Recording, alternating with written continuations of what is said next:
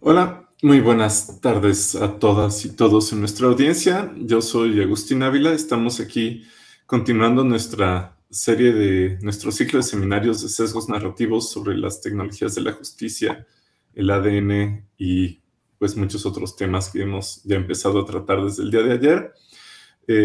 Esto, recuerden, es una colaboración del Centro Multimedia, del Centro Nacional de las Artes, el Centro de Ciencias Genómicas y el Posgrado de Ciencias Sociales y Humanidades de la UAM. Entonces, pues también nos da mucho gusto poder colaborar de manera transdisciplinaria, si me permiten decirlo.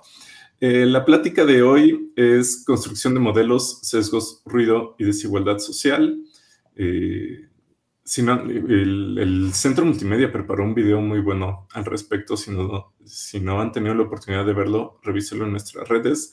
Pero terminando la plática, hoy estoy aquí con los doctores Rafael Peñamiller y Carlos Méndez, a quienes voy a presentar a continuación. Carlos Méndez estudió la licenciatura en informática y realizó posgrados en lingüística computacional. Desde el 2016 es investigador en el programa de genómica computacional del Centro de Ciencias Genómicas y profesor de la licenciatura en Ciencias Genómicas también, donde imparte las asignaturas de Introducción a la Ciencia de Datos y Aprendizaje de Máquina. Su principal línea de investigación es la extracción de conocimiento de literatura biomédica utilizando técnicas de inteligencia artificial. Carlos, bienvenido. Muchas gracias por estar aquí. Muchas gracias, Agustín, y gracias por la invitación a todos los organizadores, a ti. Y pues qué padre que se haga un evento, como tú bien dices, que cruce varias disciplinas, y muchas gracias. No, un gusto. Por su parte, Rafael Peñamiller, nativo de la Ciudad de México, donde obtuvo el grado de matemático por la Facultad de Ciencias de la UNAM.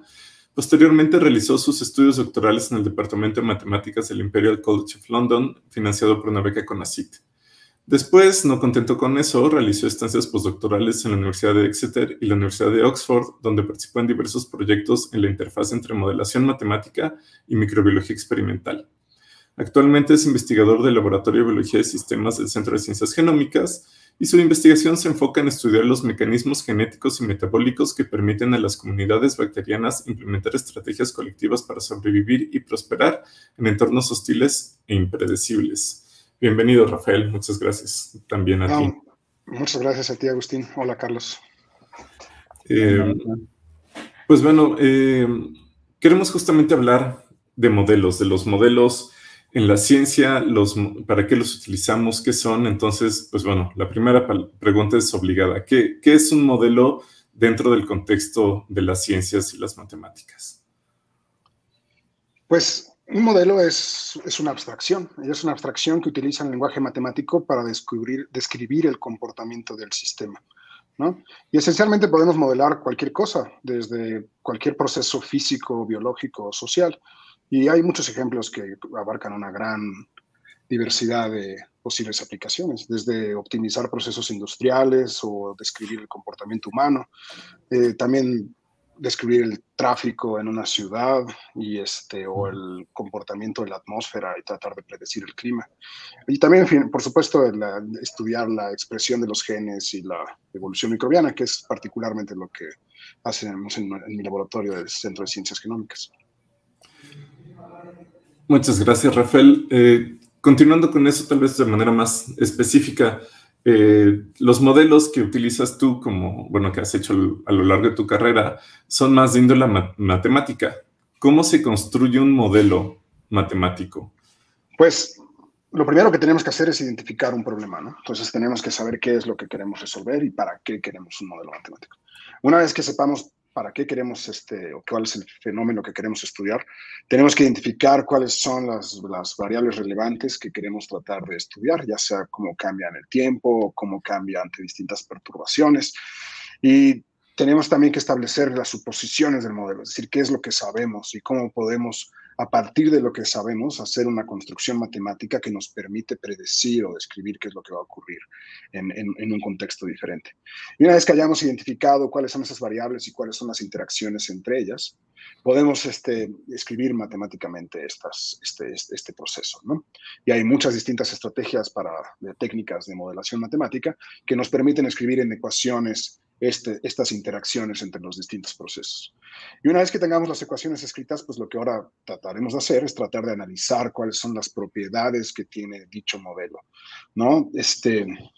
Las propiedades matemáticas. Muchas veces son muy difíciles de resolver analíticamente, matemáticamente, pero para eso utilizamos computadoras. Entonces, mediante métodos numéricos, mediante métodos computacionales, podemos simular distintos escenarios o tratar de simular qué es lo que ocurre en un modelo matemático y de esta manera evaluar computacionalmente distintos escenarios, ¿no? De proyectar distintos contextos.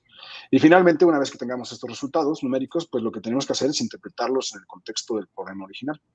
Pero, bueno, el tipo de preguntas que uno se puede hacer hasta el final de este proceso, pues es si la información que obtuvimos del modelo es razonable, de alguna manera valida nuestra intuición.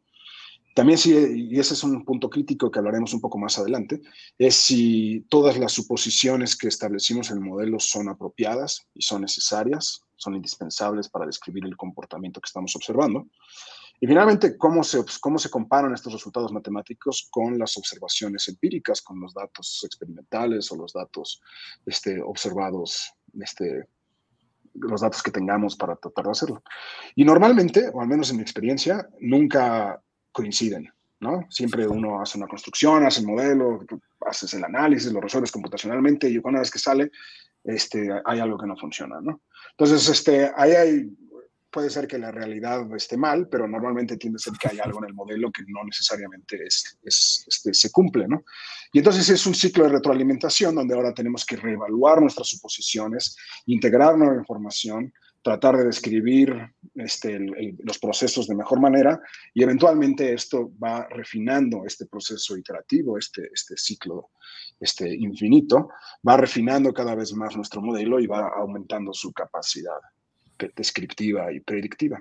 Y en ese proceso, y al menos esa es la parte que a nosotros nos interesa, es donde aprendemos más. Aprendemos más no solamente de nuestro modelo, sino también del sistema que estamos estudiando.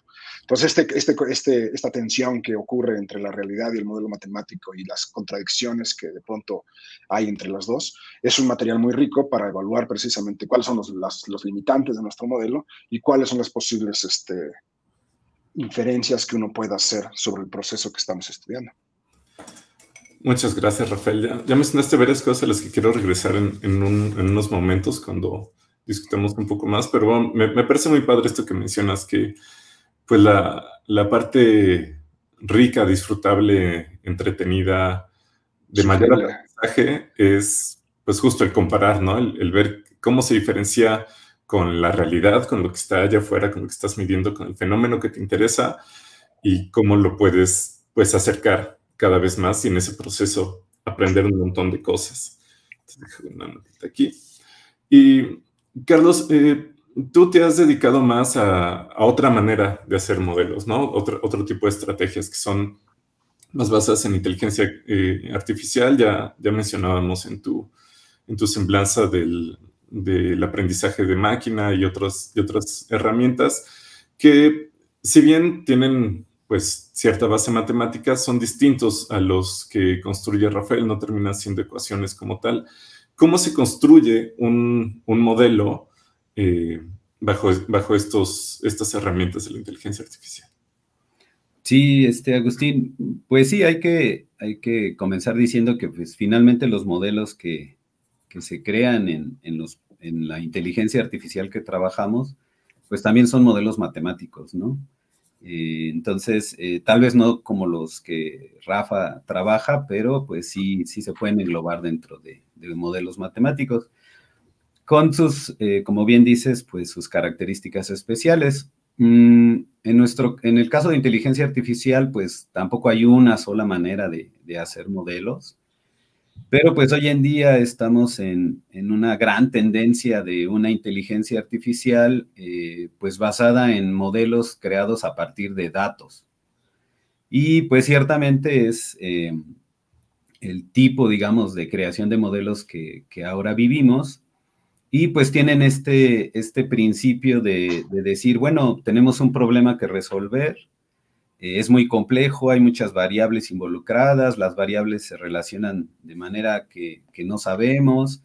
Como personas, como humanos, tenemos la limitación de que nos tardaríamos años en construir un modelo, como bien decía Rafa, tratar de explicar un fenómeno, un proceso de la realidad, y nos tardaríamos mucho tiempo por la complejidad. Entonces recurrimos a estas herramientas de aprendizaje de máquinas, de aprendizaje automático, y digamos que sustituimos esa falta de conocimiento detallado sobre el proceso, pues con datos que de alguna manera reflejan ese proceso. Entonces tomamos datos y utilizando algoritmos de reconocimiento de patrones, de aprendizaje, pues se extraen de esos datos los patrones estadísticos, imitamos, el modelo trata de crear una imitación del comportamiento de esos datos y pues tenemos finalmente un modelo que nos ayudaría a predecir algo en nuevos datos o describir los datos que tenemos de entrada, ¿no? Entonces, en la inteligencia artificial que vivimos hoy en día, gracias al crecimiento de datos que hemos tenido, por el uso de la web, por el uso también por el poder de cómputo que tenemos ahora, porque ya vivimos en un mundo donde todos producimos datos, y no solo las personas, sino también los aparatos, las máquinas, las computadoras mismas están produciendo datos, pues llegamos a un momento en el que los aprovechamos para construir modelos. Y bueno, los modelos, pues los construimos, tomamos unos datos, como bien decía Rafa, primero pues, entendemos el problema, necesitamos entender el problema al que nos queremos enfrentar y pues recopilamos datos de ese problema o tomamos datos que ya existan. Con esos datos, los dividimos, principalmente los dividimos en dos grupos, dos partes, unos que vamos a usar para entrenar, para que se llaman datos de entrenamiento y que son los que nos van a permitir tener un modelo. Ahí hay toda una metodología, todas unas estrategias que se deben seguir para que el entrenamiento sea efectivo. No solo a veces entrenamos, también entrenamos y validamos al modelo para obtener el modelo que mejor nos ayude, ¿no? Y después ese modelo que obtuvimos, pues lo aplicamos a datos que llamamos de evaluación para ver qué tan generalizable es ese modelo, ¿no? Sería un segundo conjunto de datos diferentes totalmente a los que usamos para entrenar, y ahí podemos medir cuál va a ser el comportamiento de nuestro modelo, ¿no? Entonces, digamos que es la metodología así muy general de lo que hacemos para resolver problemas con aproximaciones de aprendizaje de máquina, aprendiendo estos modelos de los datos, ¿no?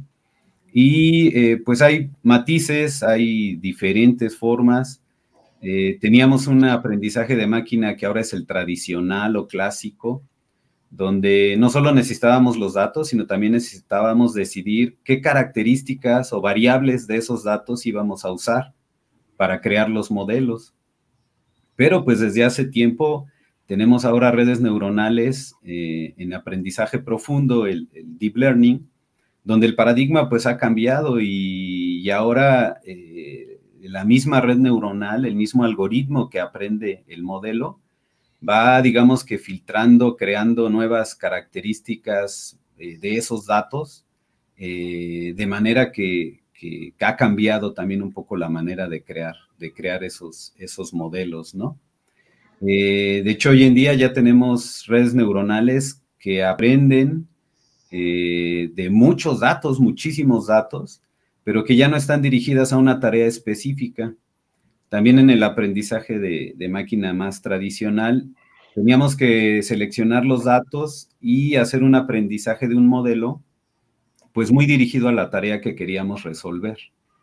Pero hoy en día las redes neuronales aprenden, voy a poner el ejemplo de las redes neuronales para trabajar lenguaje natural, texto escrito o voz, donde son redes neuronales entrenadas para crear modelos a partir de muchísimos datos, Wikipedia completa, libros completos, miles de libros, miles de artículos científicos, y se crea un modelo que parecería que pues, es un modelo que aprende patrones muy generales del lenguaje y que después en otra fase ya lo utilizamos para una tarea específica, ¿no?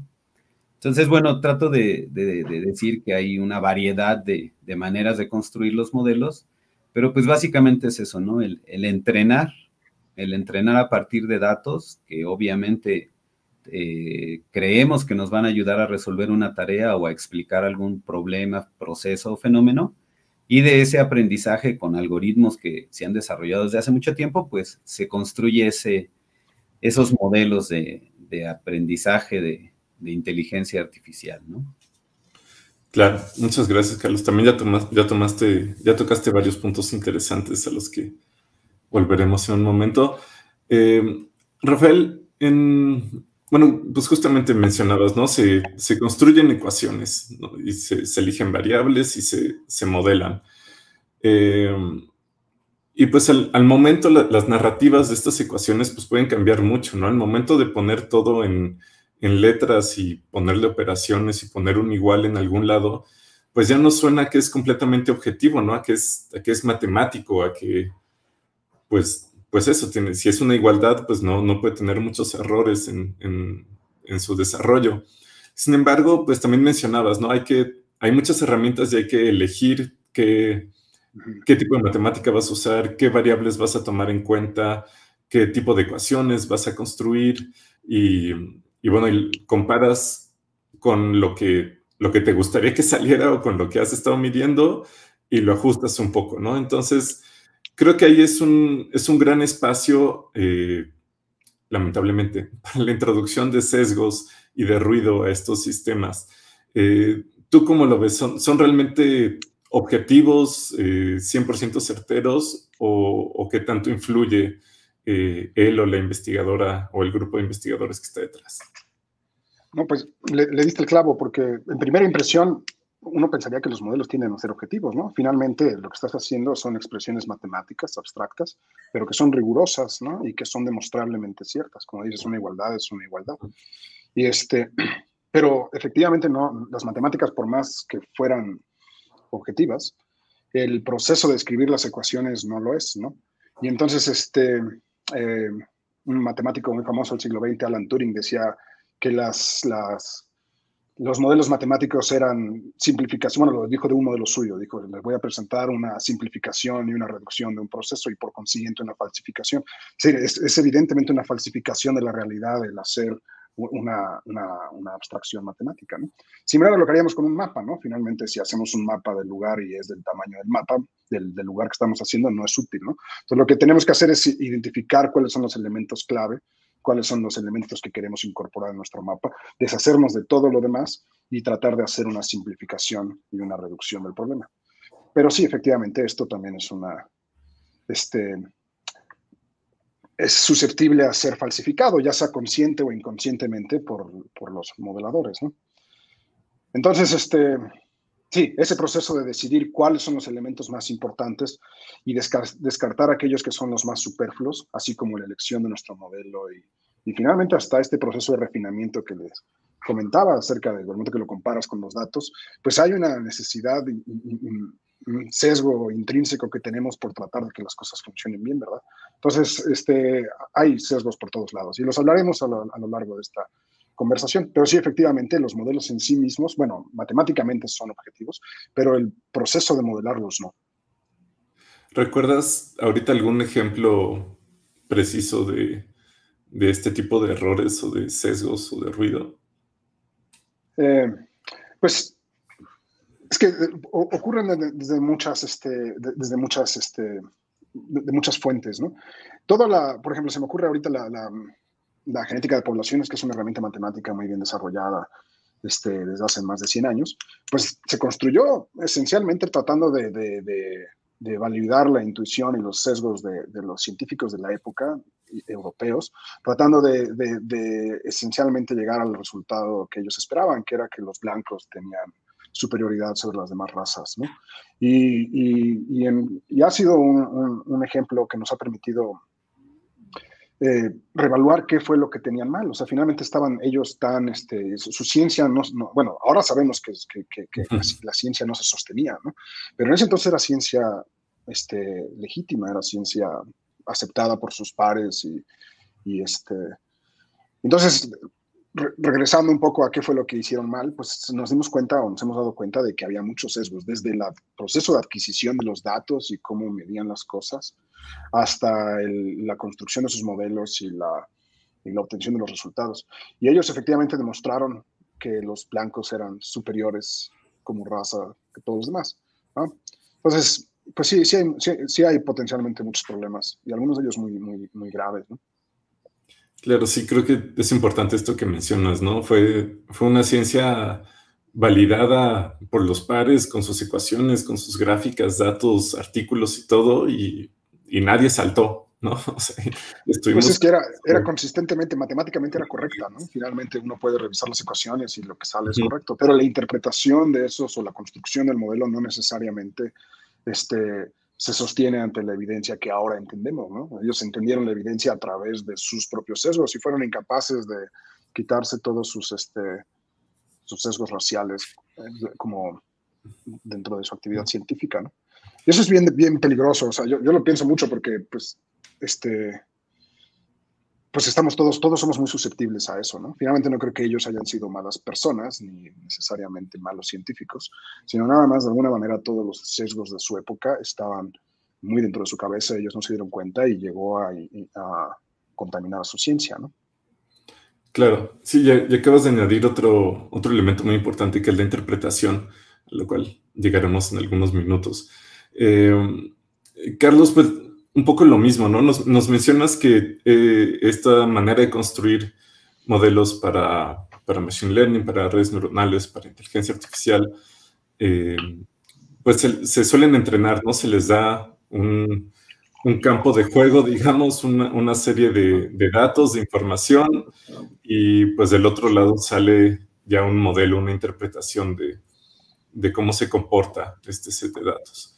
Pero, pues igual, ¿qué tan objetivo puede llegar a ser? ¿Qué tan influenciable es por los datos que se están añadiendo, por el tipo de datos, pues digo, aunque ya dijiste, pues de repente es toda la Wikipedia, ¿no? O decenas de miles de libros, pero finalmente igual hay cosas que se quedan fuera, o hay cosas que están sobre representadas. ¿Cómo son estos sesgos en la inteligencia artificial?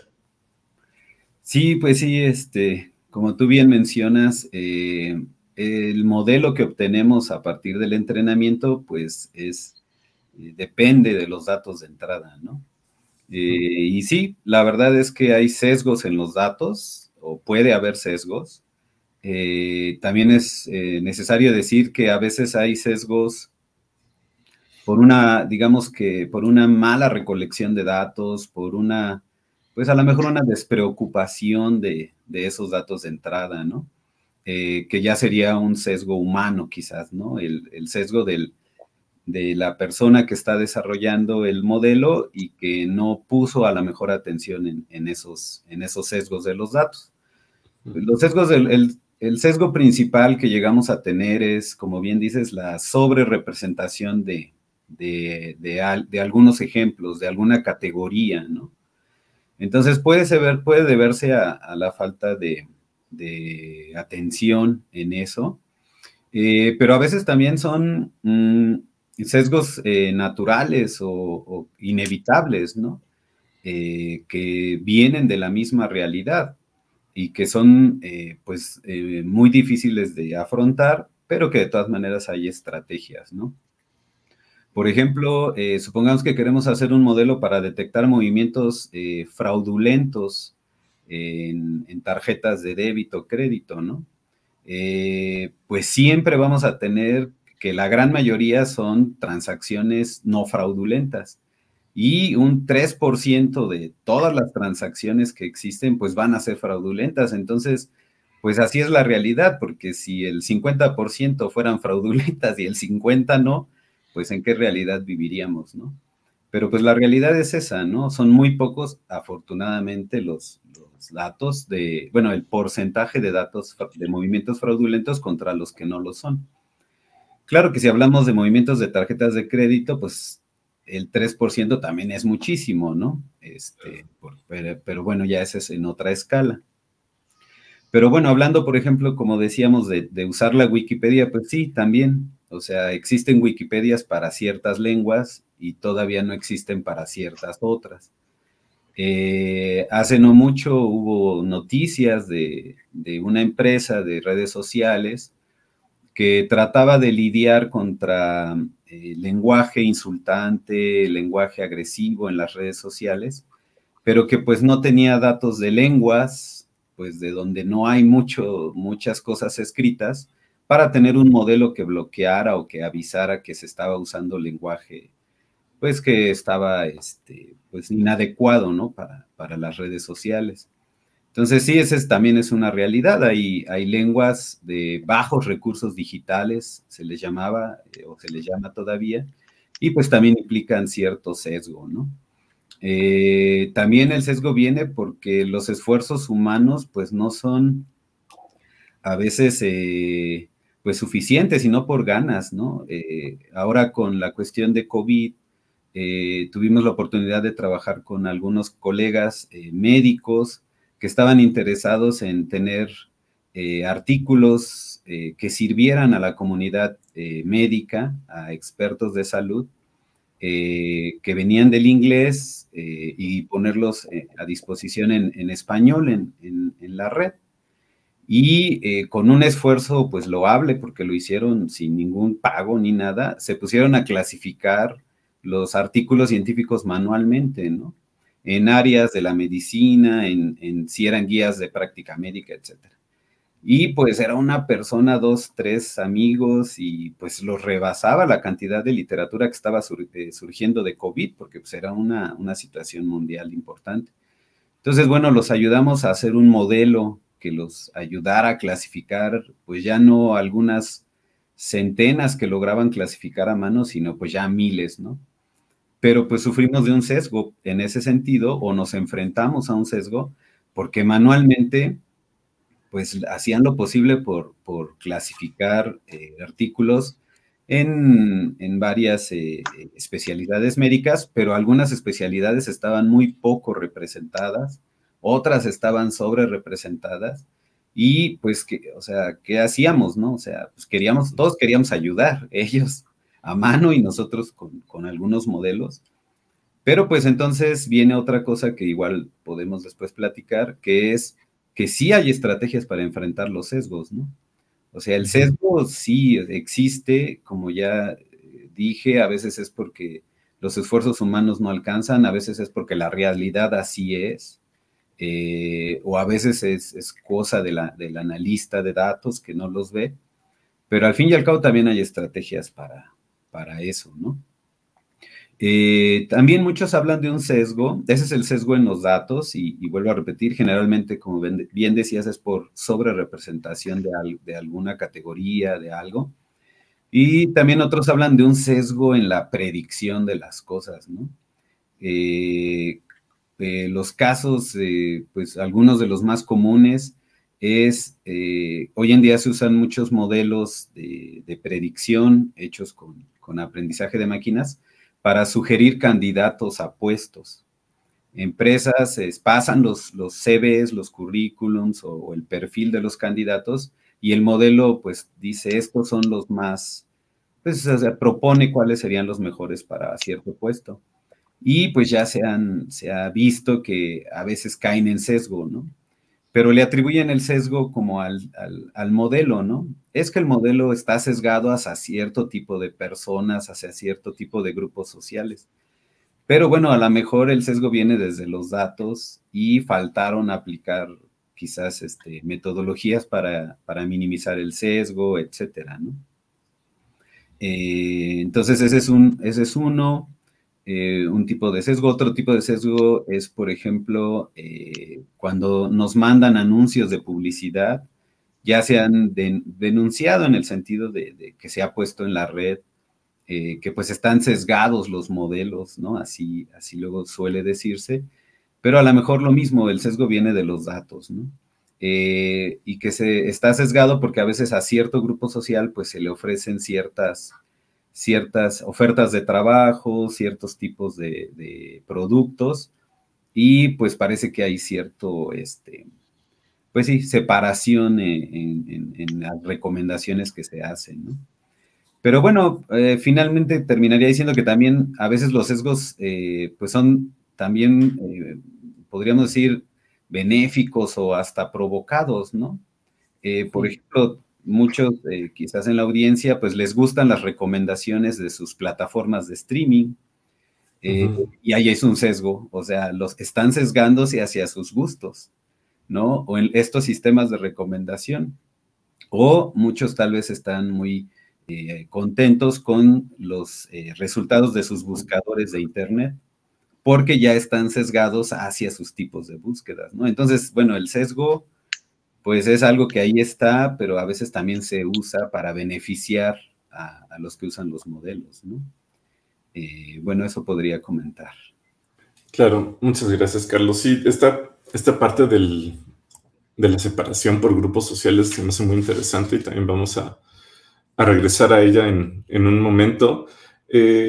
Antes de continuar, bueno, dos cosas. Uno que siempre se me olvida a nuestra audiencia, si quieren dejarnos comentarios o preguntas en la transmisión de Facebook, con mucho gusto lo compartimos aquí con nuestros ponentes y pues hacemos un diálogo más allá de esta mesa, sino que empezamos a interactuar con ustedes, lo cual nos haría siempre muy felices. Pero a lo largo de nuestra plática, podría parecer que estamos usando sesgo y ruido de manera sinónima, que claramente no lo son. Entonces, quería pedirte, Rafael, si nos pudieras hablar un poco de esta distinción entre sesgo y ruido. Sí, claro. Bueno, ahora Carlos está mencionando muchas fuentes de sesgo, es decir, muchas cosas que estamos incluyéndole al modelo que no necesariamente son objetivas, ¿no? Y este proceso de retroalimentación que comentaba acerca de una vez que uno observa los datos y después cómo vuelve a informar el modelo y continuar, eso mismo puede en ocasiones también sesgar el modelo, es decir, no solamente es la adquisición de los datos, sino también el proceso iterativo entre observar y predecir, ¿no? Entonces, por ejemplo, en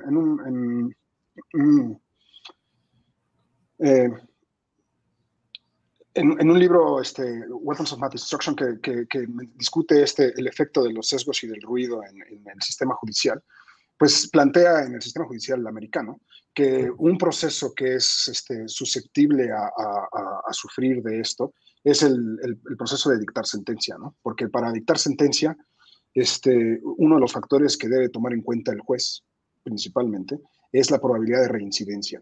Y esta probabilidad de reincidencia es un problema, es decir, es un problema de determinarlo, ¿verdad? Porque esta tiende a estar influenciada por la demografía, por la raza, por el estrato social, del acusado, ¿no? Entonces, si uno hace un modelo acerca de cuál es la probabilidad de que reincida a alguien, muchas veces incluir esta información hace que se sobrerepresente que las personas de origen afroamericano, por ejemplo, entonces tienden a ser reincidentes y por consiguiente esto alimenta más el modelo y entonces tienen más tiempo, tienen sentencias más largas y están más tiempo dentro de la cárcel y esto hace que tiene el efecto de producir que efectivamente su probabilidad de reincidencia aumente, ¿no? Y no necesariamente quiere decir que lo hubiera hecho si es que no hubiéramos predicho que eso es lo que hubiera ocurrido, ¿no? Hay un cierto como una influencia en... Es decir, observar no es un proceso completamente pasivo, ¿no? Lo mismo ocurre en las elecciones, por ejemplo. Cuando uno está haciendo las encuestas y de pronto hay una encuesta que está mostrando a un ganador o a uno de los candidatos como potencial ganador, eso tiene un efecto sobre la decisión de la gente en el momento que va a votar, ¿no? Ya sea reforzando votar por el ganador o probablemente votar por un candidato distinto que tenga la mayor probabilidad de ganarle. Es decir, el proceso de observar es un proceso en sí mismo también que tiene un efecto sobre el sistema, ¿no? Y sobre un sistema que es inherentemente ruidoso, y esa es la otra palabra que mencionas, el ruido. Entonces, finalmente, uno puede enviarle, regresando al ejemplo del sistema judicial americano, pues no es lo mismo que dicte sentencia un juez ante el mismo acusado, que dicte sentencia un juez distinto ante el mismo acusado, porque el modelo mental que tiene cada uno de los jueces que tiene que determinar cuál es la probabilidad de reincidencia, pues va a depender entre distintos individuos, ¿no? Entonces, no solamente el proceso mismo es ruidoso, sino el proceso de toma de decisión por parte del juez también es ruidoso, ¿no? Entonces, eso tiende a ser un problema. Y esencialmente hay tres cosas que creo que puede uno detectar cuando el modelo está mal y que tiene uno que evitar. La primera es un modelo que sea opaco, es decir, que el juez, si en su cabeza tiene una idea de cuál es si no es transparente en las decisiones y los razonamientos que tomó para tomar esa decisión, entonces eso tiende a ser un problema.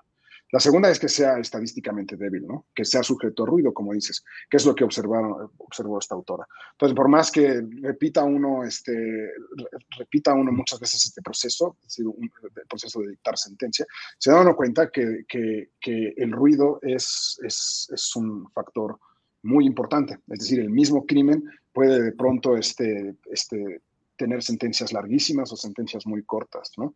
Y si uno lo ve a nivel poblacional, pues lo que acaba ocurriendo es que este ruido en el proceso de sentencia introduce sesgos que lo único que están haciendo es reflejando los sesgos del juez que está tomando la decisión. Y como estábamos diciendo hace rato, entonces los afroamericanos tienden a tener sentencias más largas por el mismo crimen que una persona, un hombre blanco barbado, ¿no? Entonces, ese es un problema, ciertamente. También observar variables por proxy es un problema, ¿no? Entonces, a veces no podemos determinar, por ejemplo, cuál es la historia criminal, pero lo que sí podemos hacer es determinar cuáles son sus ingresos o sus razas sociales o el origen en donde está viviendo, ¿no? La ubicación geográfica. Y a partir de esos patrones que estamos observando a nivel poblacional, tratar de hacer inferencias acerca de si ese individuo es capaz es posible que reincida o no. Y eso también es un problema que puede ocurrir. Y finalmente, y es muy similar a lo que mencionaba Carlos, es que una vez que los datos ajustan el modelo, entonces pues nos convencemos de que son ciertos, ¿no? Hay una especie hay un proceso pues de autovalidación, ¿verdad? O sea, nosotros mismos decimos, pues miren, el modelo está produciendo lo mismo que estaba haciendo mi intuición, lo que está diciendo mi intuición, y por consiguiente dicha predicción debe ser cierta, ¿no? Y ese también es un problema muy grande, porque no siempre nuestra intuición es cierta, ¿verdad?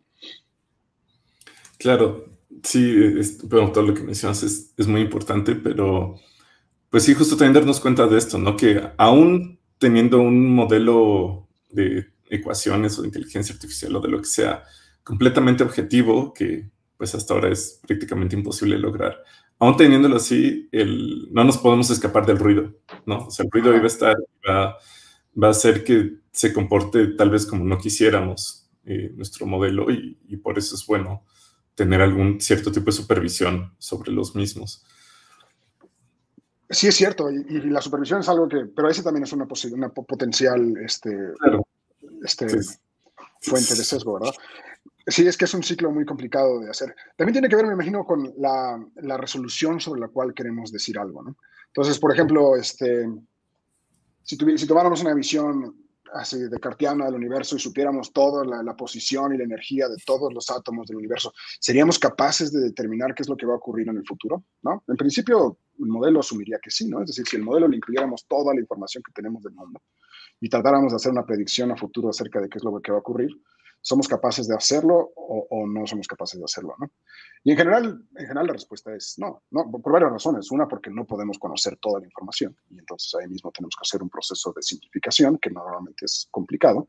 Y la segunda es porque inclusive, aunque lo supiéramos, son tantos posibles componentes actuando al mismo tiempo e interactuando entre sí y sujetas a perturbaciones extrínsecas, intrínsecas y de todo tipo de ruido, que finalmente hay mucha variabilidad en los posibles comportamientos.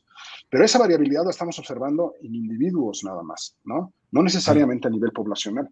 Por ejemplo, si en física, en matemáticas, se tiene muy bien descrito cómo una gota de tinta, cómo se difunde en en un plato de agua, ¿no? Y podemos escribir matemáticamente mediante ecuaciones cómo va cambiando la concentración de esa gota que pusimos en el espacio y en el tiempo. Y podemos describir perfectamente cómo se va haciendo. Si podemos preguntarnos en una hora cuál va a ser la concentración de esta sustancia que nosotros pusimos en un lugar distinto, cuál va a ser la concentración en una hora en tal otra posición. Pero lo que no podemos preguntarnos, y lo podemos, bueno, eso funciona muy bien, pero lo que no podemos preguntarnos es cuál es la probabilidad de que cada una de esas moléculas, cuál es la probabilidad de que una, bueno, si vemos una sola molécula y decimos ahora dónde va a estar la molécula 10 unidades de tiempo después o una hora después, eso no lo podemos saber, porque cada una de esas moléculas tiene un comportamiento aleatorio, ¿no? Va chocando con las otras, va removiéndose, etc. Es decir, no podemos describir el comportamiento a nivel poblacional, pero no podemos describirlo a nivel de una sola molécula, ¿no? Y entonces, eso es nada más entender un poco también cuál es el alcance de lo que podemos hacer. Entonces, esta estocasticidad, lo que digo es que esta estocasticidad ocurre en ciertos niveles, pero en ciertos otros niveles ya no lo podemos observar, ¿no? Claro, muchas gracias. Carlos, Rafael ya nos mencionaba un poco esta situación que pues bueno, de nuevo, los datos que tenemos están sesgados porque principalmente son de Estados Unidos, pero pues cuando se ha tomado herramientas de modelos o inteligencia artificial para el monitoreo de crímenes o de sentencias en Estados Unidos, pues hemos visto lo que mencionabas, ¿no? No, pues es que han sido alimentados con pues los datos de sentencia de los últimos 50 años. Y es bueno, sí, pero si el sistema judicial claramente es racista y clasista, pues probablemente obtendremos un modelo que sea racista y clasista. Mencionabas que hay maneras de saltar estos sesgos, o bueno, de al momento de validar los modelos, poder hacer correcciones, ¿no? Y dentro de esto, o sea, tomando en cuenta aún estos sesgos y este ruido, ¿qué tan buena crees que sean las herramientas de inteligencia artificial para predecir comportamientos sociales? Sí, bueno, algo que tendríamos que resaltar también es que la inteligencia artificial que tenemos hoy en día, lo que nos quiere ofrecer son modelos que sean útiles, que nos ayuden a aligerar la carga de trabajo, a resolver cuestiones más rápido, etcétera. Y ciertamente hay casos de modelos a los que les han permitido interactuar de forma directa, agentes pues de inteligencia artificial que les han permitido interactuar de forma directa con las personas y que pues han provocado situaciones. Pero la verdad es que mucho del trabajo de inteligencia artificial no busca hacer la sentencia, no busca resolver las situaciones sociales, sino que asisten, ayudan al experto, al juez, al perito, etcétera, ¿no?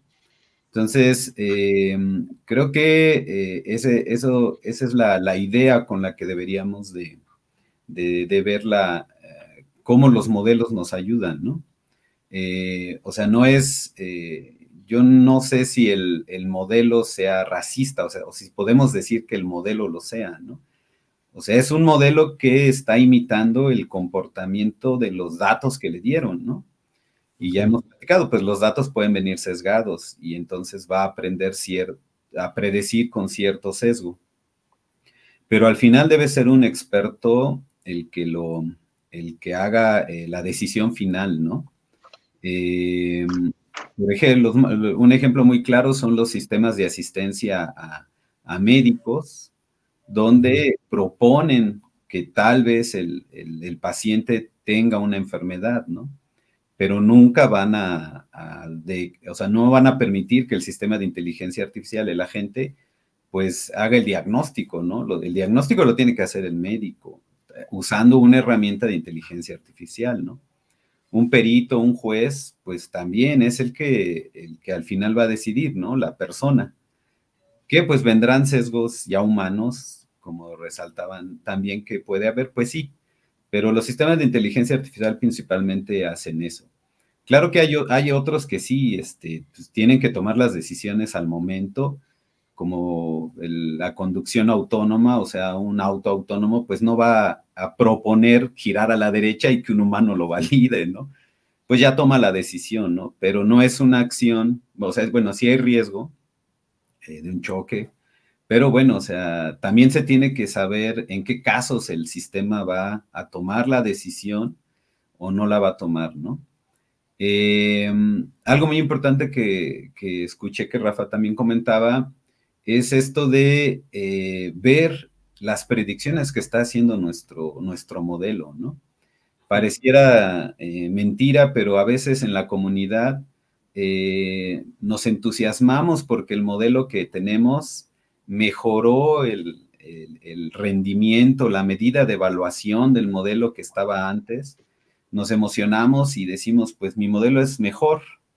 Y a veces nos falta preocuparnos por evaluarlo en otro sentido, ¿no? Una cosa es la evaluación de qué tan bien predice el modelo, usando los datos que tenemos, ¿no? Como platicaba, usamos datos para entrenar y luego otros datos para evaluar qué tan bien se predice, ¿no?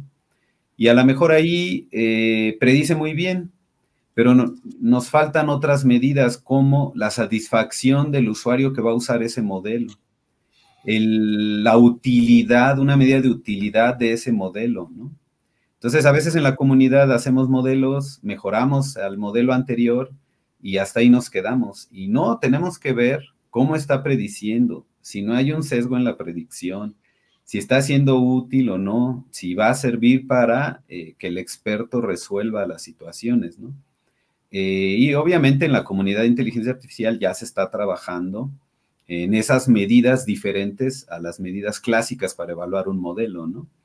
Y ya hay varias propuestas de estas medidas de utilidad del modelo, de qué también lo está haciendo. Hoy en día en las conferencias internacionales de aprendizaje, etcétera, ya piden que los artículos, las ponencias lleven cláusulas, lleven pues texto que indique si hay o no hay cierto sesgo en los modelos que se están haciendo, cosa que antes no. Antes uno publicaba o presentaba en congresos, vuelvo a repetir diciendo, pues mejoramos el modelo anterior, pero hoy en día ya se pide que se diga, bueno, sí se mejora, pero tenemos un sesgo, o sea, a lo mejor de tipo social o de tipo de otro, ¿no? No necesariamente tiene que ser social. Entonces, yo creo que debemos de tomar muy en cuenta eso, para qué tarea, para qué se va a usar ese modelo, ¿no? Si es una cuestión social de impacto, pues tiene que pasar al final por una persona, ¿no? Por un experto, un perito, un juez o lo que sea, ¿no? Por poner otro ejemplo, la lingüística forense, que también se ha estado ayudando de los modelos de inteligencia artificial y de otros modelos, pues de repente puede recibir cartas de amenazas en una situación y el lingüista forense puede ayudarse de modelos de inteligencia artificial para predecir que se trata de un hombre o de una mujer o de una persona de tal edad, de tal, pero esa información se la pasa a la gente dedicada a resolver el caso, ¿no? A resolver la situación de una posible amenaza, de una posible extorsión telefónica, sí, pero la lingüística forense no crea modelos para que digan él es el culpable, ¿no? Eso no, pues no es la idea, ¿no? De los modelos que se están construyendo para todas estas tareas.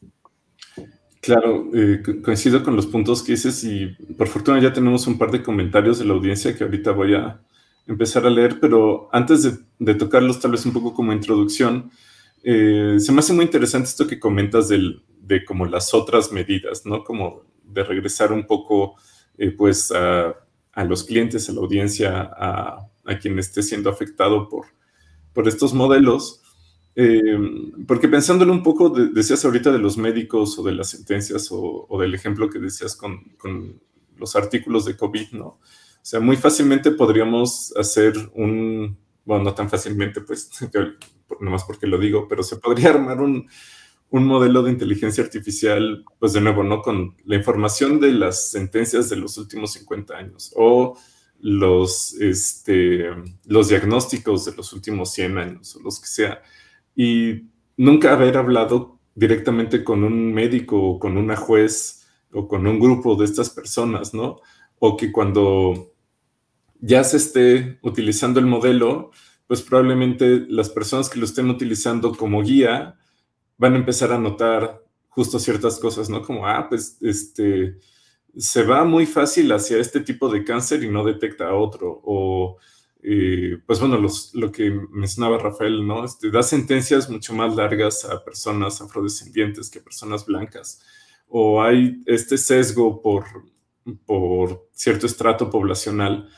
¿Qué tanto la comunidad está buscando, la comunidad de inteligencia artificial está buscando esta retroalimentación de los usuarios y de las personas afectadas?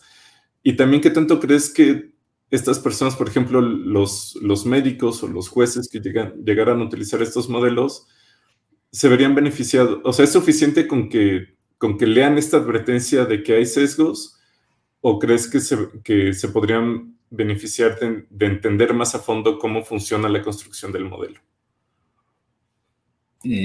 Bueno, sobre la primera pregunta, pues, digamos, no es algo nuevo tampoco, ¿no? No es algo nuevo, pero hoy en día con el surgimiento o, pues bueno, digamos que con esta nueva idea de la ciencia de datos, bueno, esta nueva propuesta, este tipo paraguas que ahora cubre un montón de técnicas que han existido desde hace mucho, que ahora pues le llamamos la ciencia de datos, pues se ha vuelto a resaltar la importancia de que la construcción de modelos tiene que ir acompañada de lo que le llamamos el experto, ¿no? El experto del dominio. En este caso, como tú mencionabas, jueces, peritos, médicos, biólogos, astrónomos, los que saben del dominio, ¿no?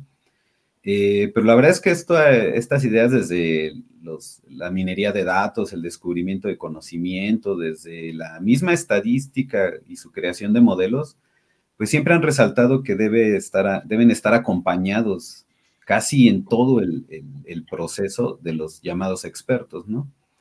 Entonces, pues hoy en día con esta idea de la ciencia de datos, pues se vuelve a retomar eso, ¿no? Esa importancia, pero pues tendría que ser honesto y decir que pues depende de cada grupo de investigación, de cada grupo de desarrollo de modelos de inteligencia artificial, pues qué tanto se apega a esa situación, ¿no?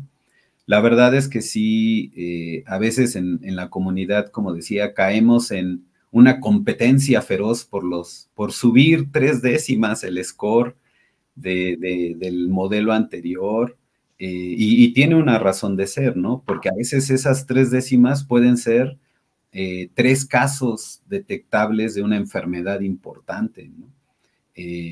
O sea, no es que sea nada más porque sí, ¿no? O sea, queremos modelos cada vez mejores, pero a veces sí, o sea, pues nos enfrascamos mucho en la competencia por los scores, por las medidas de evaluación, y olvidamos un poco esa parte humana, ¿no? Justamente en la labor que yo hago en el Centro de Ciencias Genómicas, he tenido la oportunidad de afianzar más eso, porque los modelos que trabajamos, pues luego son utilizados por biólogos llamados curadores, que tienen la responsabilidad de subir la información a una base de datos que se usa a nivel mundial. Y la información que suben, pues tiene que estar validada, confirmada, etcétera, ¿no? Entonces, a nosotros los modelos que hacemos, pues no nos basta con decir, pues tenemos 3 puntos mejores que el anterior.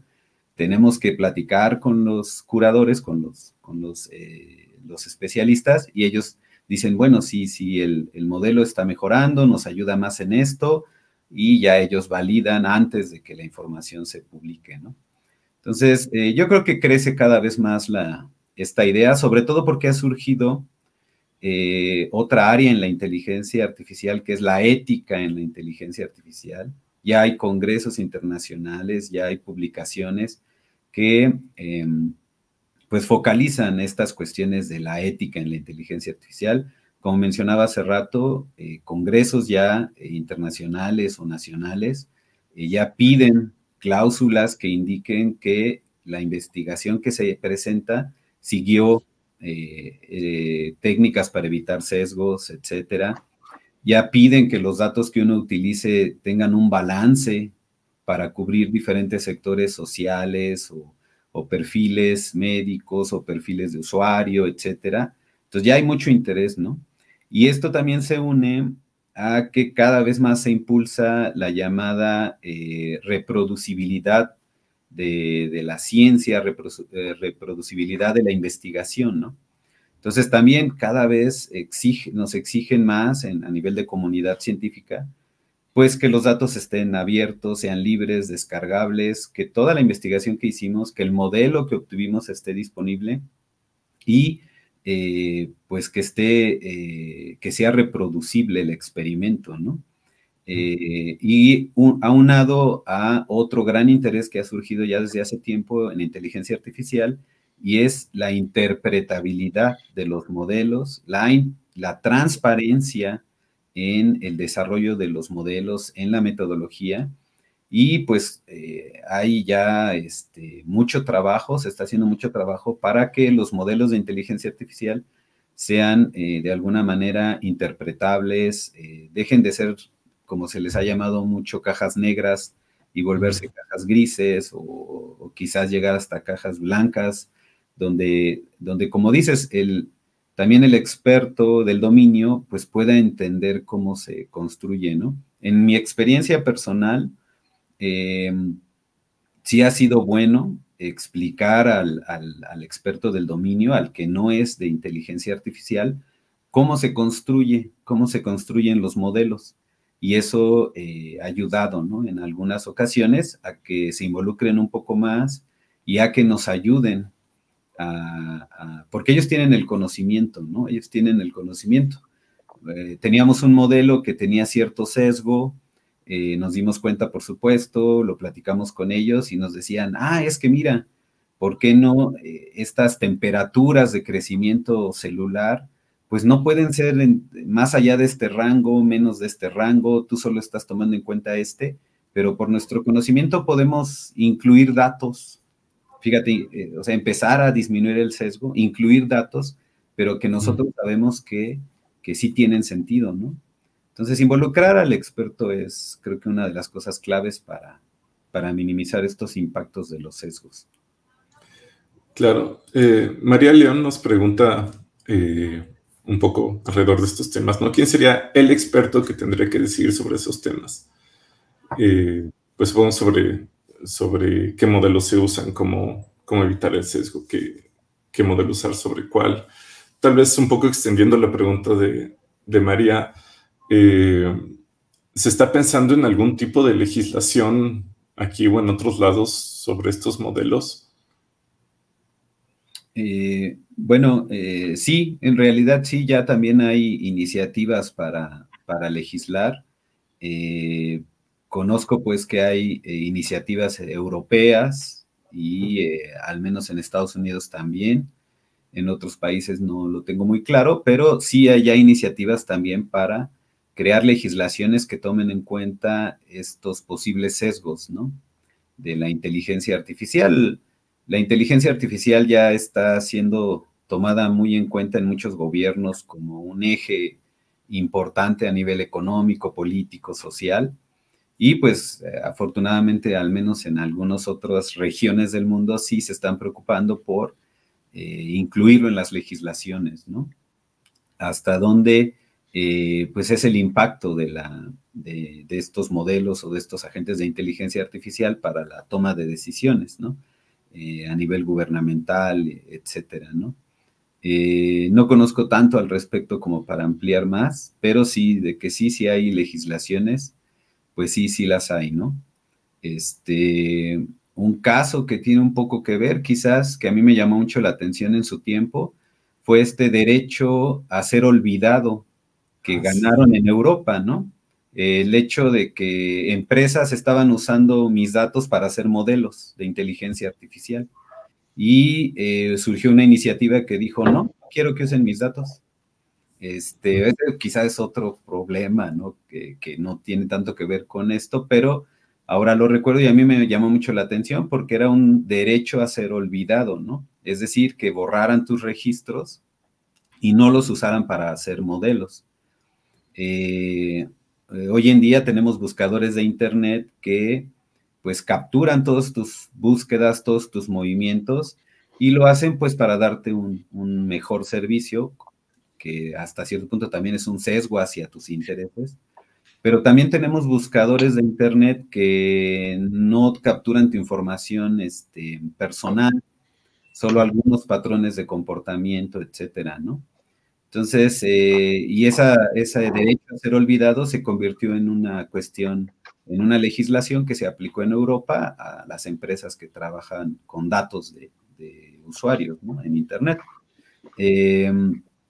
Entonces, sí hay preocupaciones también a nivel legislativo y gubernamental, ¿no? En algunas otras regiones. Perfecto. Sí, sí vi esa nota y también se me hizo muy interesante, muy válido y muy necesario también.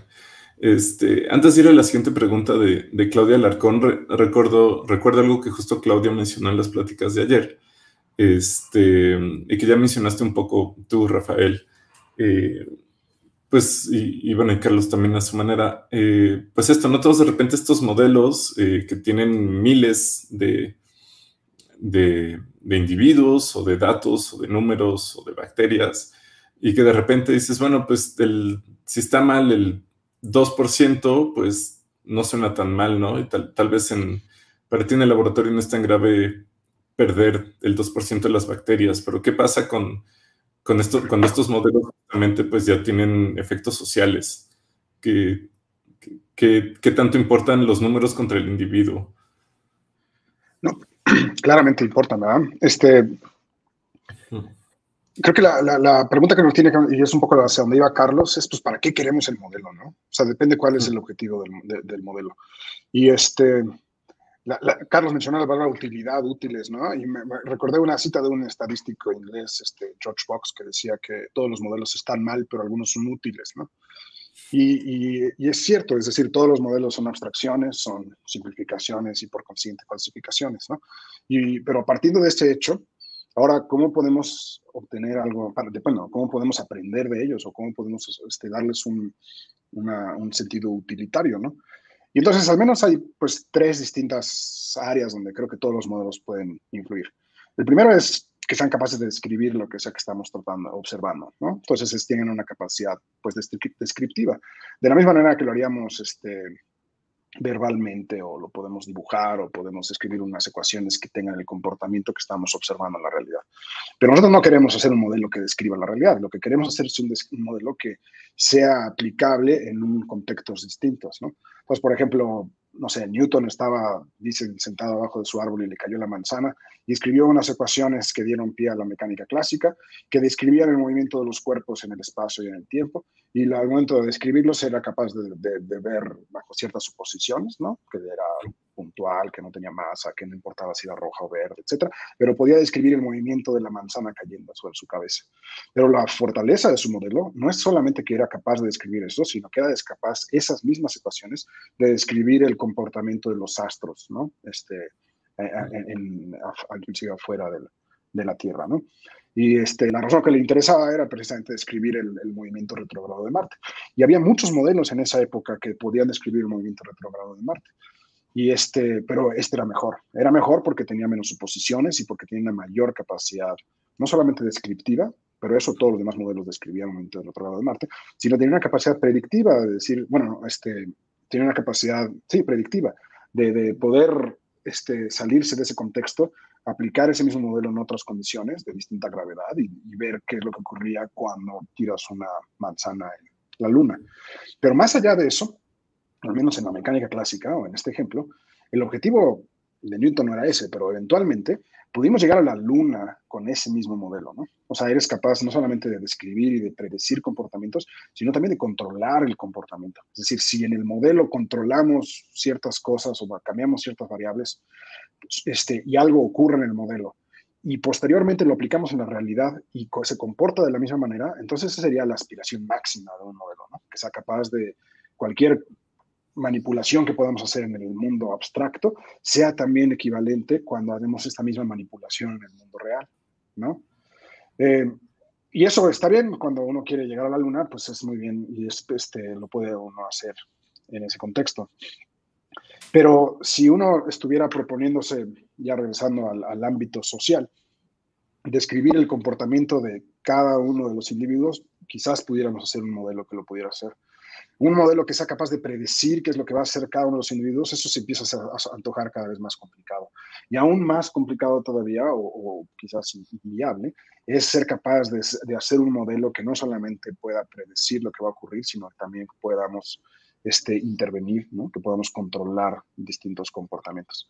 Y eso lo vimos muy recientemente con los modelos de COVID, ¿no? Ahora durante la pandemia, que los modelos matemáticos, los modelos epidemiológicos, tuvieron su momento estelar, ¿verdad? Durante muchos años los epidemiólogos han estado evaluando distintos escenarios, cómo se transmiten las enfermedades, distintos tipos de modelos con distintas suposiciones, y muchos de esos son capaces de describir el comportamiento epidémico de un virus en una población.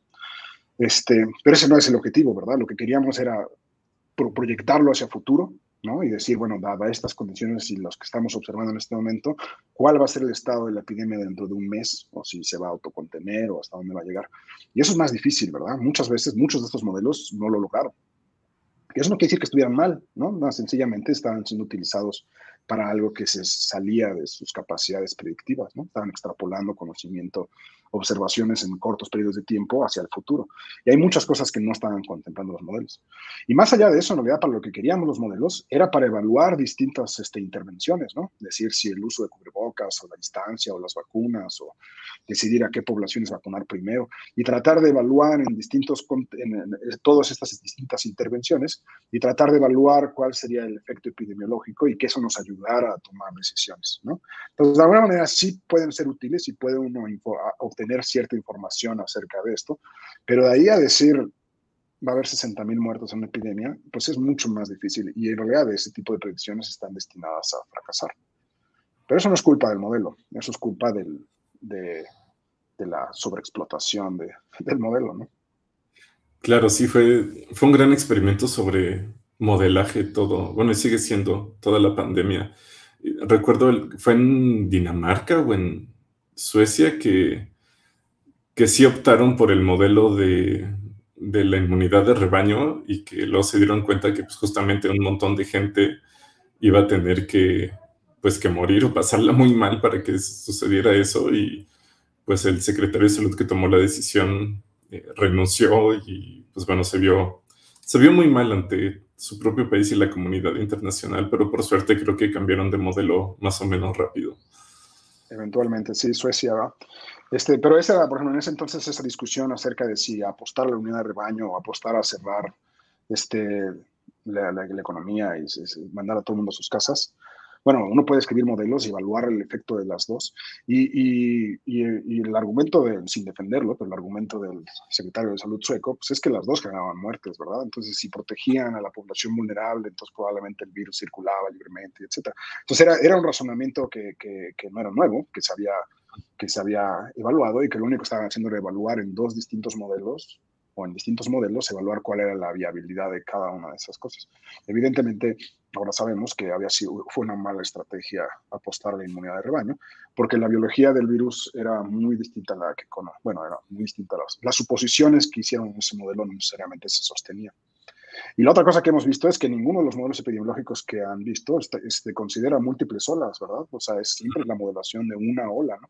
Y eventualmente el virus cambia, y al momento de cambiar el virus, las circunstancias cambian, y ahora es otro modelo, ¿no? Entonces, al final los modelos matemáticos tienen que estar constantemente reevaluándose, ¿no? Y si las circunstancias cambian, pues los modelos también tienen que cambiar.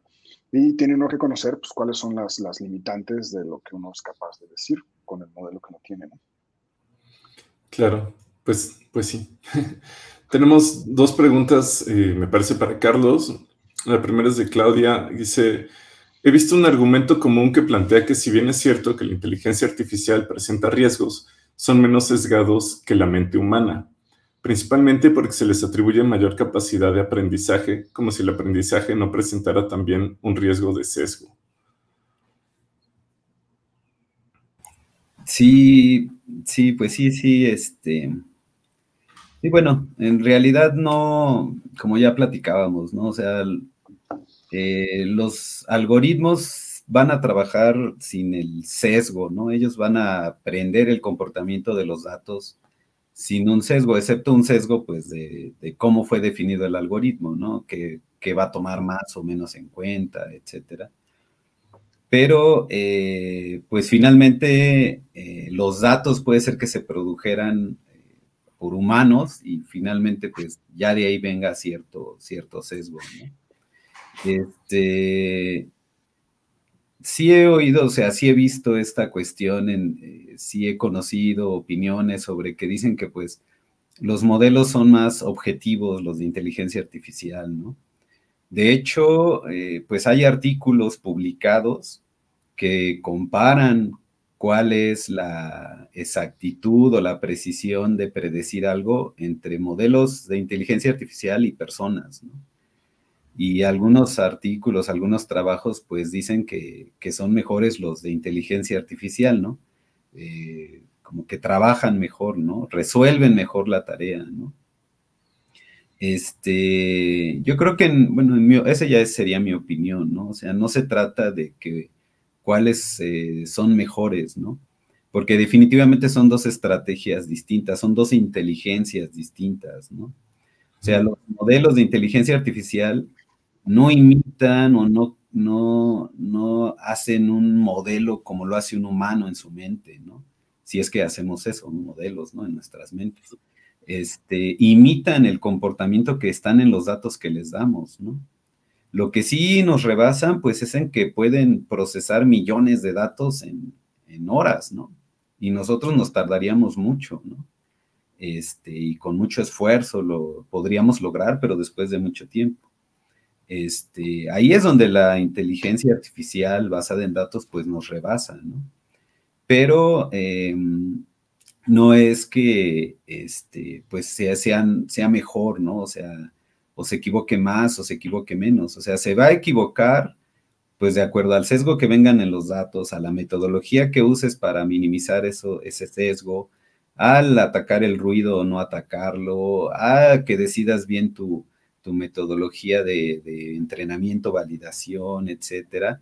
Y pues finalmente, si los datos también fueron clasificados, categorizados por una persona, pues imita lo que está en los datos, ¿no? O sea, no está creando no está creando un modelo inteligente así en el sentido de una persona, ¿no? Entonces,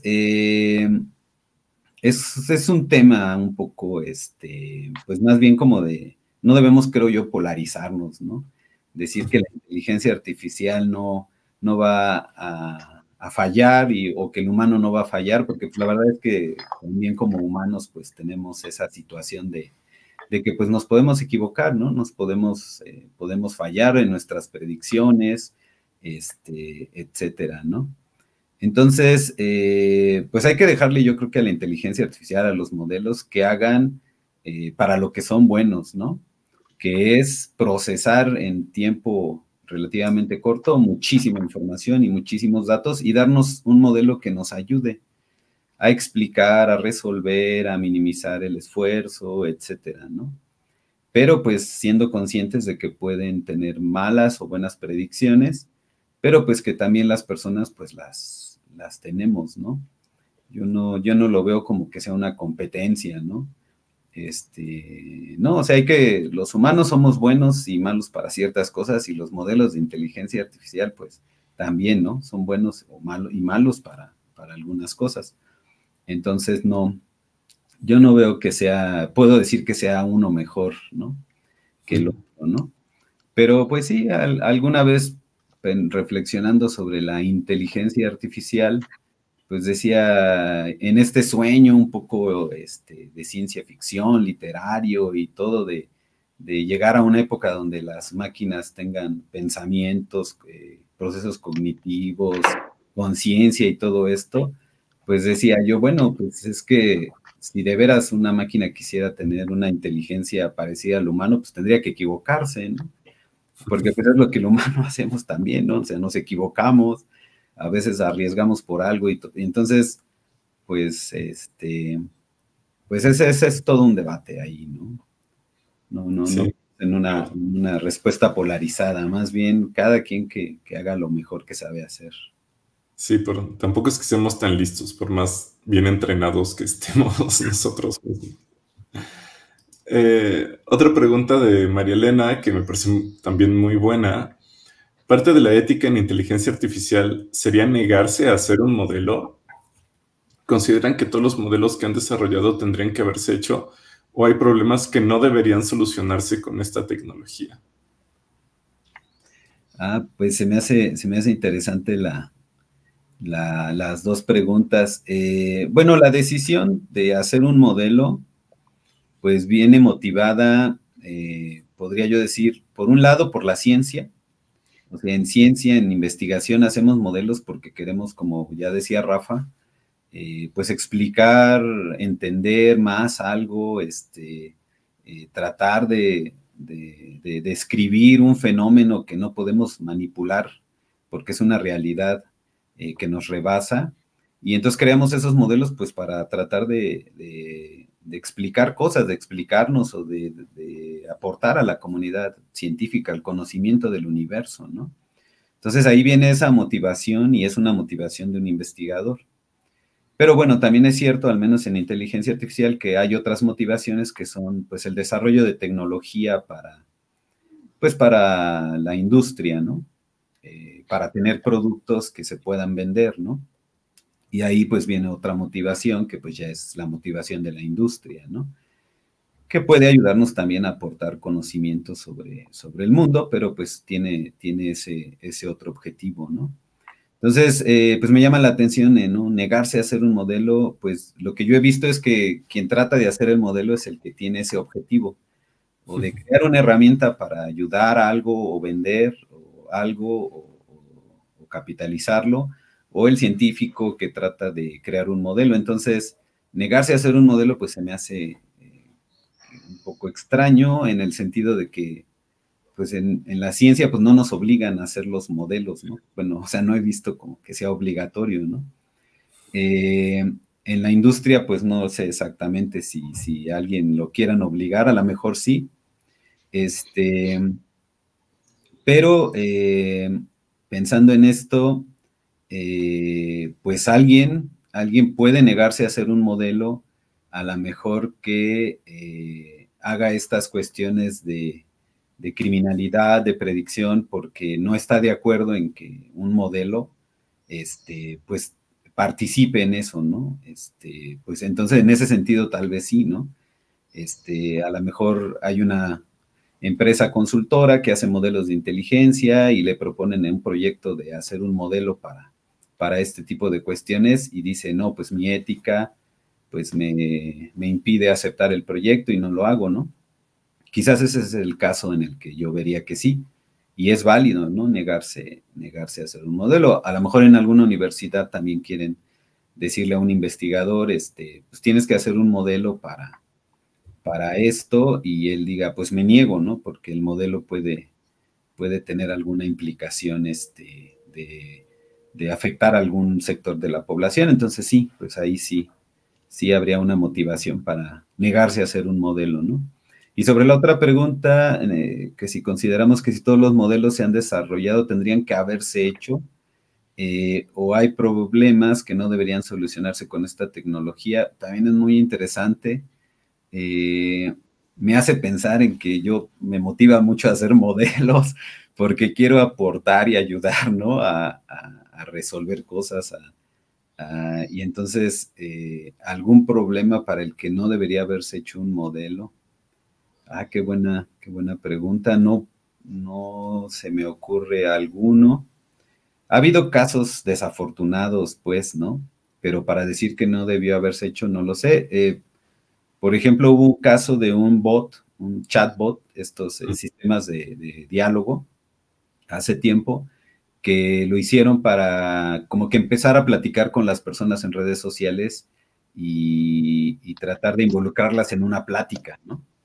Pero y era un sistema que empezaba el diálogo y empezaba a recuperar datos, tenía un modelo que iba aprendiendo y recuperaba datos de las pláticas que iba acumulando y así hacía su plática el chatbot.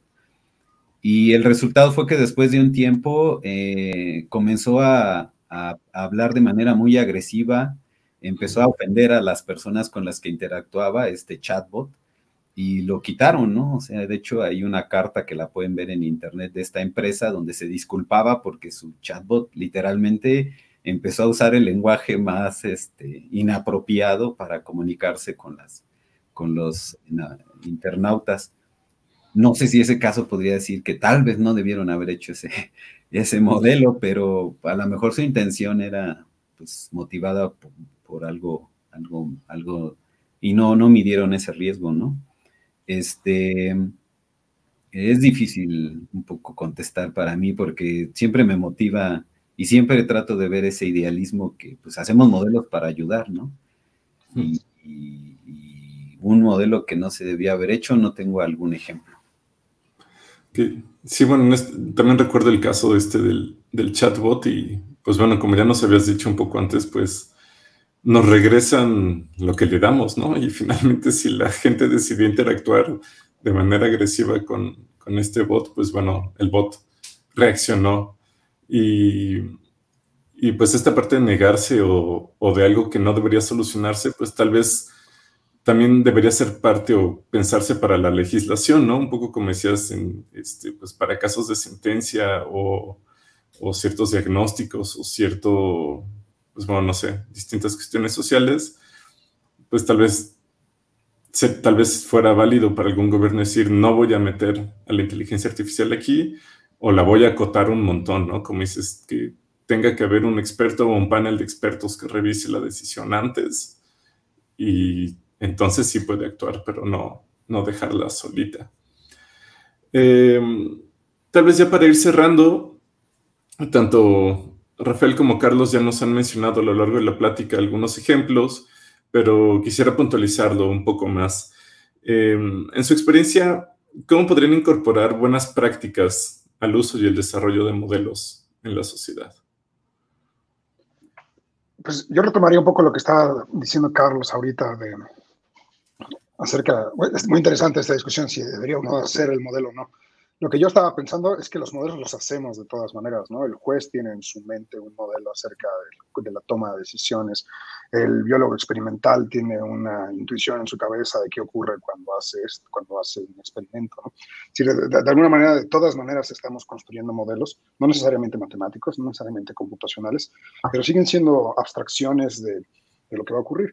Yo siempre les comento a mis estudiantes así uno puede escribir las ecuaciones, bueno, mencionaba a Newton, y uno puede escribir las ecuaciones del movimiento de los cuerpos.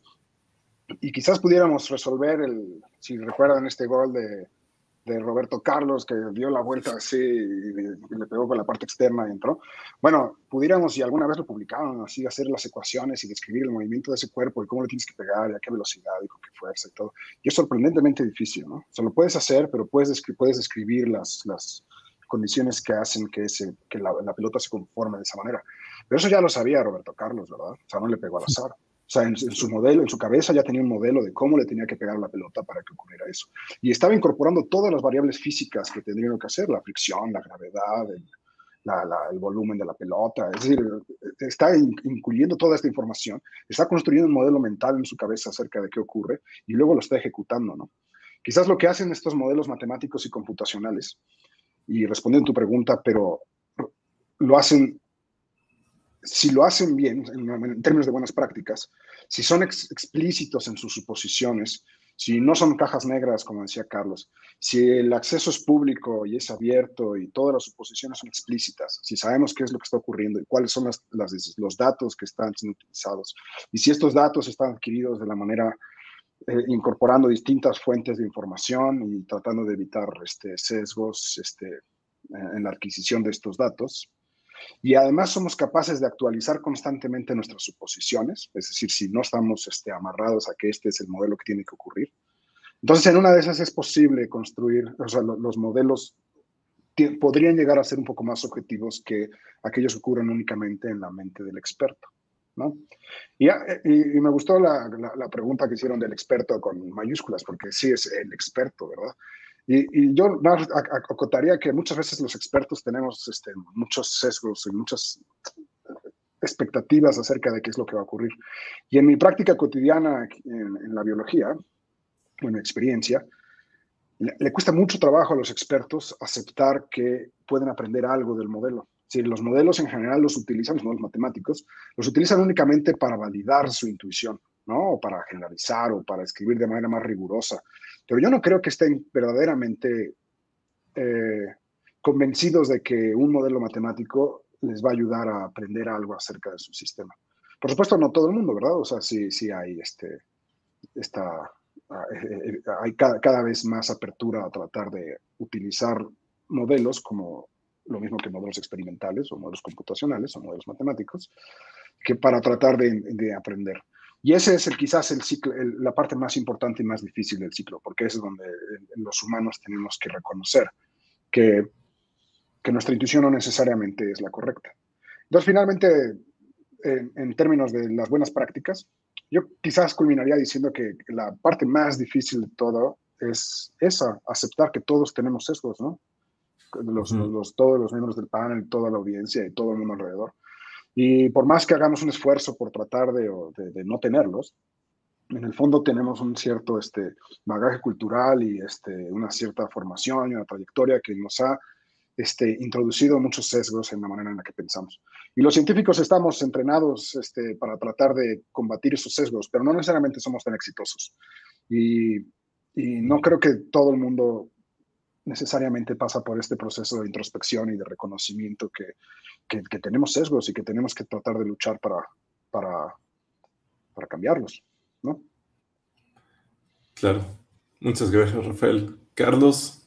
Sí, sí, sobre lo del experto sí me quedé también con eso un poquito en la mente y pues usamos esa palabra para referirnos, al menos de una manera técnica, digamos, a la persona que sabe sobre el dominio, ¿no? Del dominio de aplicación, al biólogo, y como bien decía Rafa, pues, no es que sea el experto porque lo sepa todo o porque sea la máxima autoridad, es el que sabe del problema, ¿no? Pero técnicamente, digamos, les llamamos experto, ¿no? Pero pues sí, sería esa persona, ¿no? Con la que vamos a construir. Y sobre la pregunta que nos haces de las buenas prácticas, pues hay algunos puntos, creo yo que son muy importantes. Uno es, conoce, al menos en esta idea de la inteligencia artificial que crea modelos a partir de datos, serían, uno, conoce tus datos. O sea, eso es fundamental, ¿no? O sea, no, y es lo que enseñamos, ¿no? A los chicos, a los estudiantes, conoce tus datos. Yo les digo, abre los archivos, o sea, ve lo que tienes ahí, ¿no? A veces les pasas los datos, pueden construir un modelo, pero no han visto cómo son los datos, ¿no? Entonces, conoce tus datos, conoce los datos con los cuales vas a construir un modelo. Estúdialos, entiéndelos y descríbelos, porque ahí te puedes dar cuenta de cómo están los sesgos en los datos, ¿no? Si ya te diste cuenta que hay sesgos, pues busca alternativas metodológicas para atacarlos, ¿no? Para minimizarlos. Piensa bien si son sesgos, si son inevitables, si no, si es ruido o no es ruido, porque a veces creemos que es ruido y no lo es. Recuerdo el caso de que vi leí en un libro sobre que el satélite que monitoreaba los niveles de ozono en el polo empezó a detectar niveles bajos, pero él los clasificó como outliers, como datos anómalos, y los descartó, y por un cierto tiempo se descartó lo que era el problema, que estaban bajando, hasta que pues ya ajustaron esa situación. Entonces, a veces lo que es ruido, pues tenemos que preguntarnos si es verdaderamente ruido, ¿no? Entonces, entender los datos creo yo que es fundamental, ¿no? Ya que sabemos que tenemos sesgos, pues aplicar metodologías, o sea, hay mucha metodología para eso, ¿no? Balancear los datos, por ejemplo, hay metodologías hasta muy simples, digamos, donde pues si tienes un desbalance hacia una categoría, pues puedes eliminar ejemplos, ¿no?, de esa categoría para que quede balanceada con otra. La manera como creas el modelo también tiene varios factores ahí en los que puedes tú minimizar todos esos sesgos, ¿no? Usar medidas, como platicaba al final, ver las predicciones que hace tu modelo. O sea, no todo es el score con el que entrena. A veces, comentando con los estudiantes, bueno, ¿qué score obtuvo tu modelo? ¿Qué tan bueno parece ser? Ah, pues sale muy bien, ¿no? .89, .95, casi llega al 100% Ah, bueno, pero ¿viste cómo predice? ¿Ya hiciste algunas pruebas de qué predicciones hace? No, pues no. No, o sea, sí hay que ver lo que está prediciendo los modelos, ¿no? No se trata de hacerlos y soltarlos. Entonces, y como les digo, pues también a los estudiantes, siempre regresen a los datos, o sea, regresen a los datos, porque pues, el modelo lo que va a imitar es lo que está ahí en los datos, ¿no? Entonces, conózcanlos, y pues son maneras, hay pues estrategias, ¿no? Estrategias para afrontar. Cuando tenemos, por ejemplo, desbalances fuertes de datos, como decía, los movimientos fraudulentos, o me acordé de otro caso, enfermedades muy raras, casos de enfermedades raras, que son raras porque son porcentajes mínimos de la población las que los presentan, pues no vamos a tener muchos datos. No vamos a tener muchos datos para crear. Entonces, ¿dejamos de hacer modelos? Pues no. Podemos usar estrategias como la de detección precisamente detección de anomalías, detección donde lo que hacemos no es modelos que usen la clase donde tenemos muchos datos y las clases donde tenemos poquitos datos, sino que solo usamos los datos que nos interesan, en este caso, solo los movimientos fraudulentos, solo los datos de enfermedades raras. Solo esos poquitos datos, se construye un modelo que detecte eso, y después todo lo demás va a quedar en un área fuera de ese modelo, y nos va a permitir detectar lo que no se parece a ese pequeño grupo de datos. Entonces, o sea, tenemos que comprometernos ante las metodologías y las soluciones que nos han ofrecido, pues todas las investigaciones que hay en aprendizaje de máquina. Y cerraría con esto, o sea, también siempre es estar acompañado del que sabe del dominio y del que sabe del problema, ¿no? Siempre, desde el principio hasta el final, que nos platique cuál es la motivación, que le platiquemos cómo se construye el modelo, que vea los resultados, las predicciones, que nos retroalimente, permitirle darnos que nos dé ideas, y nosotros pues también tener la humildad de decir, claro, pues las puedo integrar, ¿no? Y a veces puedo impactar en la manera de construir el modelo, porque pues el que sabe más de eso es el biólogo, el arqueólogo, el astrónomo, el de finanzas, esa persona, ¿no? Y pues serían como los puntos, ¿no?, que resaltaría para evitar estos sesgos.